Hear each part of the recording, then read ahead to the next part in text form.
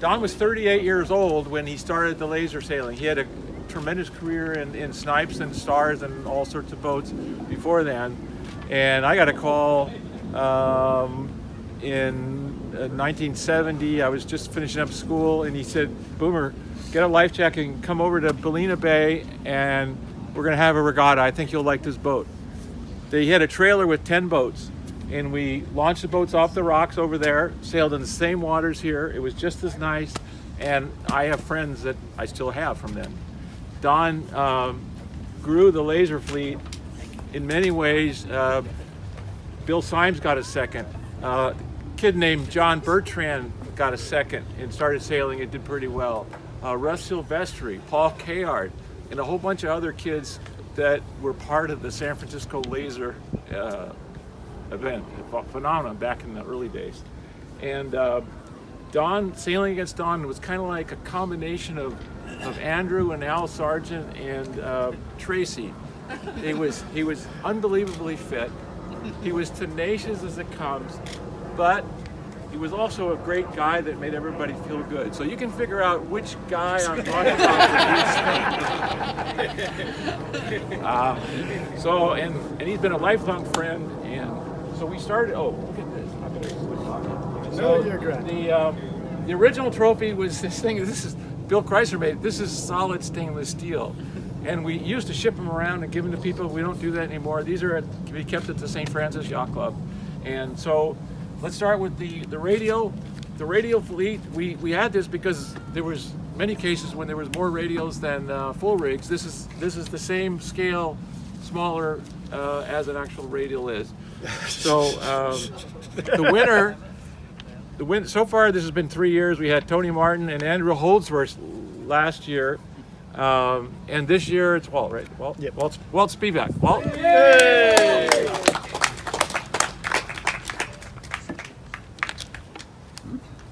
Congratulations. Thank you very much. We're gonna get some photographs with you guys, with Don, and also all the St. Francis members at the end. I just also want to give a Don Trask story. So I'm 67. You can do the math of how old I was 50 years ago. And many of you know I grew up sailing at Lake Okoboji, Iowa. And in the 70s, there were lasers in Lake Okoboji, Iowa. Thanks to you. Yeah. Thanks a lot. Hey. Thank you. Great to see you. Maybe before, Don, do you want to say anything before we give out the last trophy? Yeah, sure. I'll be glad to say something. It's great to be here and see still all of these laser guys here. It went back 50 years. Now, that's a long time. It was an interesting history how it started. And I was a starboat sailor, and we made a starboat. Here was my first fiberglass starboat. I had several wooden boats, and we had done pretty well. And I made this starboat in a garage at the lumber yard on Highway 101, where you turn off into Belvedere. I rented a garage. It was for $35, and I could get the hull mold in, and I had to leave the deck mold outside, or whatever we were doing. That's how we built the boat. It took me 4.5 months to build the boat on the weekends. And before that, I had maybe 3 wooden boats. When we finished this boat, we were going to take it to a regatta in Miami, the Bacardi Cup. That was a big deal at that time. It still is. And there were maybe 70 boats. And I asked my dad, who was a pretty good sailor in the bay with big boats. He was 63. And I asked him if he would crew with me. He said, I'll crew, but these guys that hang out over the starboat with this mini hiking, he said, no, I'm not gonna do that. I'll sit on the rail. And if we're doing well in the last race, I'll slide over the rail and I'll mini hike. Well, that was nice. We went, he was a master swimmer. At that time, he swam all of his life. He actually swam twice before the Golden Gate Bridge was made. He swam the Golden Gate swim twice. We went to Miami with this brand new boat. We're doing pretty well. There was all kinds, maybe 70 boats there. And at that time, the Star class had a rule that you could only wear enough clothes that would be appropriate for the day. Before that, there was a rule, no rule, and you could wear anything. They had big wool sweaters and pants, sweatpants sewn together, so you could probably pick up maybe 30 pounds. They allowed us to wear 3 sweatshirts sewn together, 3 pair of pants sewn together, but it had to go in the boat the morning of the race. They had to be dry. Well, that was easy to do at night. We'd put them in the washer dryer, and we could go down the boat with this bundle of clothes, and we'd get in the boat, would sail off away from everybody else, and we'd put the clothes in the bilge of the Star, and we'd pull up the bailers and get these sweatpants all really, really heavy. And before the Star, you put these things on. And I can remember going back to Coral Reef Yacht Club. We were doing very well. And my dad would go to the end of the pool. Everybody else would come in. All these guys would have 3 races a day, and these big football guys that were crews, they'd go to the hamburger bar, and they'd get a couple of beers, and they'd sit down and say, "Oh, three races a day, that was so tough. That was really tough. I'm really tired." And my dad would go to the end of the pool, and he'd take off the sweat tops and pull down the sweatpants, and he had a little small Speedo. swimming trunks that were really small. And he would dive in the pool at 63, and he would do maybe 30 laps. And these guys, all these big football players would say, "Who is that guy? Who is that guy there?" They'd say, "That's Trask's old man." "Really? God, look at me, really?" So that was fun. And we took 3rd in the regatta behind Lowell North and Ding Schoonmaker. That was kind of the start of the Star class, my history in the class. We went on that time we went east. The next race was at Nassau. And we went there, and my dad gave me enough time off work so that I could go for a couple extra days, get oriented to the conditions and sail the boat. And we had the boat the first day at the yacht club, and it was right there. And I was having breakfast at the club, and somebody crawled up on the trailer and looked inside. And I said, "Well, maybe I can build another boat." And by the time I got out there, he had disappeared down in the boatyard. This second day, the same guy got on the trailer, stepped on the fender, got up, slid into the boat, laid down inside the boat. So I went out and I introduced myself, and he says, "Oh, I know who you are. You built this boat." And I said, "Yes." He was Ian Bruce from Montreal. And he said, "You built this boat out of Arex foam." I said, "Yes." He said, "Well, maybe you and I are the only 2 people in the North American continent that know anything about Arex foam." It was an open cell foam, so if you put resin on the foam before you put it into the boat, it would get soft. So you couldn't, that was not good for a deck or for the hull. So you had to put very hot resin. Maybe it would kick in maybe 5 or 6 minutes, and that would close the cells, and then you could use this, and that was stuff as a board, and you could put it in the boat and on the deck. And so we made this boat out of Arex foam, and Ian Bruce, when he got in the boat, he said, "Is your wife here tonight?" And I said, "Yes." He said, "Well, we should meet." And after dinner, he said, "Let's go to the library. I want to show you something." And he pulled out a 8x10 black and white, and it was a laser sailing around in a reservoir that had snow around the cap of the reservoir. And he said to me, and I didn't know what a laser was at that time, he said, "You know that boat?" I said, "No, I don't know that boat, but I know the skipper." "You do? Who is that?" I said, that was Hans Foe. He said, you know Hans Foe? I said, yes, I've seen him in the star class in Europe, and I know Hans very well. Anyway, he said, I just finished 10 days at the New York Boat Show with this prototype that I made.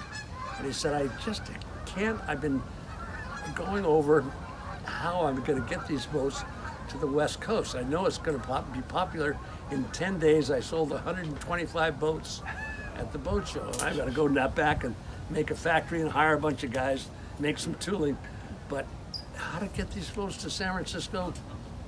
And he said, I think you and I should sit down and talk. And at that time, I had that garage in this lumber yard at $35 a month. And he said, well, you know, you've got that factory in California. He said, do you think you could build a laser? And I said, yeah, I think our factory could do that. Well, there were two of us working, myself and Carl Peterson, and it took us 3.5 months to make this first starboat. And that was the start. And then, so I had to go back to Montreal to get the license to have the first laser factory in the United States. And we went back and watched the tooling and the layout and all the way they were building the boat. And at night we would talk about how we were going to how we were going to pay for the opportunity to be the laser factory in the United States. And finally, we negotiated a settlement, and we got the license to build as many boats as we could build, and we also got the right that anything else Laser came up with in the future, we would also have the right to buy that tooling and build that boat. And that was a Laser 2 that did come along. Anyway, they sent us a boxcar full of tooling and maybe 25 boats, and I built a trailer that had 10 boats on the side and stacked way up. And the first guy I called after I had that trailer and the boats, I called Chris. I said, Chris, I'm going to have this trailer at Lake Merritt, and I've got to start for these 10 boats, and I want you to be one of the first guys. He was one of the first guys that I had called at that time. He was sailing, what were those wooden boats from Canada? Okay, dinghies.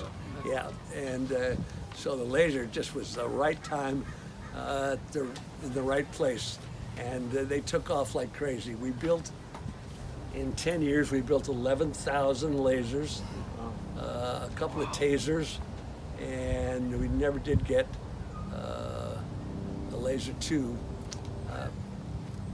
And finally, after 10 years, there was a lot of problems with the main company, and Ian Bruce, after about 4 years, he had to get some venture capital to continue to build the boats, and they were building like 15 boats a day.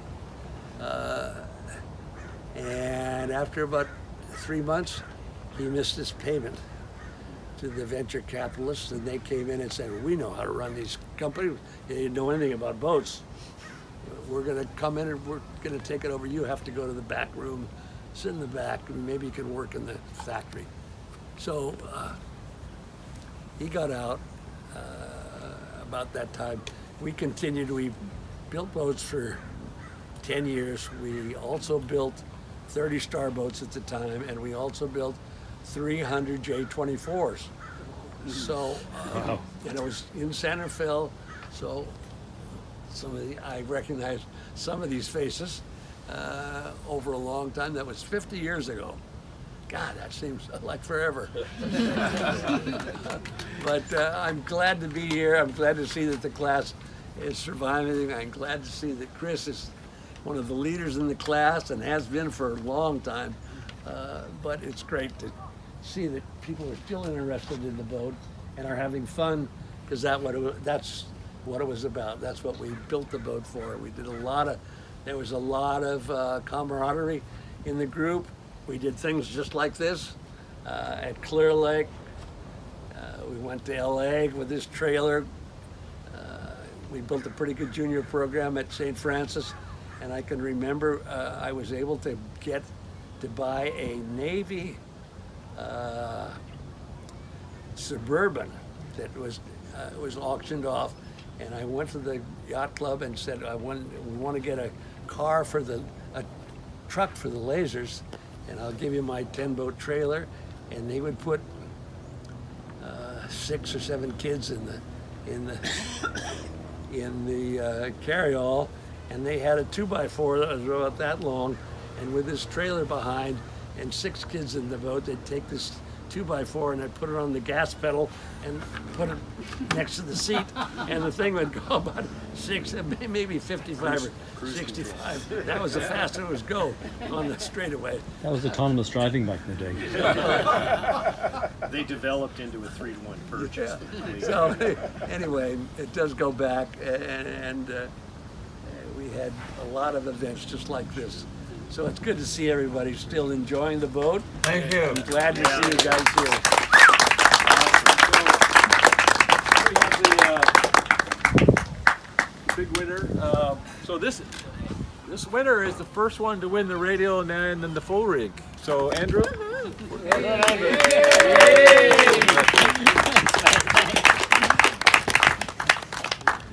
Yeah, you hold it. You're stronger. Andrew, tell us how you did it. I just hung in there and it went downwind fast. So again, I'd like to get photos with Andrew and Walt and Don, and these trophies will stay at St. Francis. I used to ship them around, but if you lift this thing, you realize how stupid that was. Yeah. And then anybody who's a St. Francis member, we want to get a photo with Don also afterwards. Oh, just as St. Francis. Just the St. Francis member, because we're special.